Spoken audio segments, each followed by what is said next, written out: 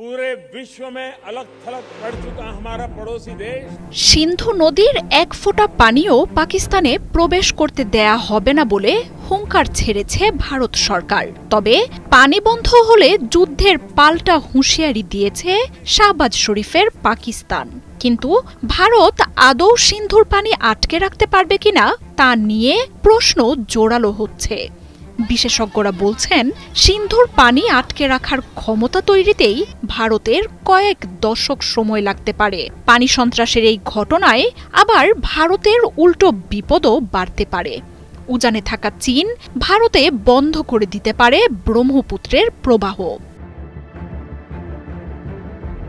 বিশেষজ্ঞরা বলছেন, নদীতে যখন অনেক বেশি পানির প্রবাহ থাকবে তখন ওই শত শত কোটি ঘনমিটার পানি আটকানো ভারতের পক্ষে প্রায় অসম্ভব। কারণ ওই বিপুল পরিমাণ পানি অন্যত্র সরিয়ে নেয়ার মতো সংরক্ষণাগার বা খাল কোনোটাই ভারতের নেই। চুক্তি থেকে সরে এলেও ভারত রাতারাতি ওই নদীগুলোতে কোনো প্রকল্পের নির্মাণ কাজও শুরু করতে পারবে না। পাহাড়ি ভূপ্রকৃতি এবং ভারতের অভ্যন্তরেই ওইসব এলাকায় স্থানীয়দের প্রতিবাদের কারণে আগে থেকে শুরু করা অনেক প্রকল্পের কাজই এখনো শেষ করতে পারেনি।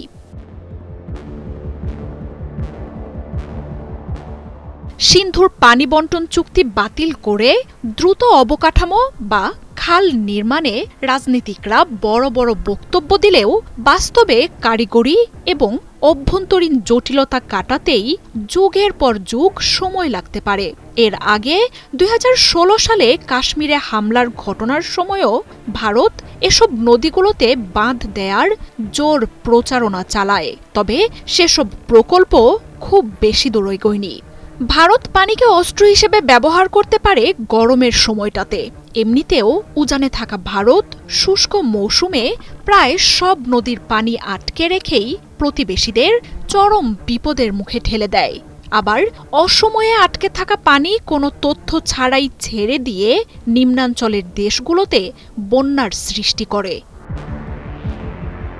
তবে পাকিস্তানে পানি প্রবাহ আটকালে বড় বিপদেই পড়তে পারে ভারত।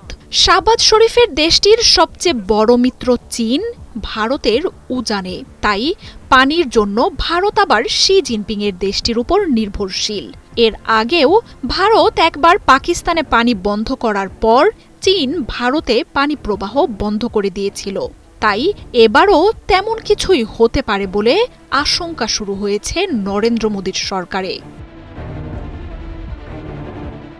ভারতের জন্য অবশ্য পানিকে অস্ত্র হিসেবে ব্যবহার করার ঘটনা নতুন কিছু নয়। নিজ প্রয়োজনে বাঁধ দেয়া, পানি জমানো বা হঠাৎ করে পানি ছেড়ে দিয়ে নিম্নাঞ্চলে থাকা দেশগুলোতে আকস্মিক বন্যায় ভাসিয়ে দেওয়ার ঘটনা অহরহই ঘটছে। এবার সিন্ধু চুক্তি বাতিল করে পানি নিয়ে পাকিস্তানকে জিম্মি করার ঘোষণা দিয়েছে নরেন্দ্র মোদীর সরকার। মার্জিয়া উপমা, 71। तरह के कृत्य वो कर रहा है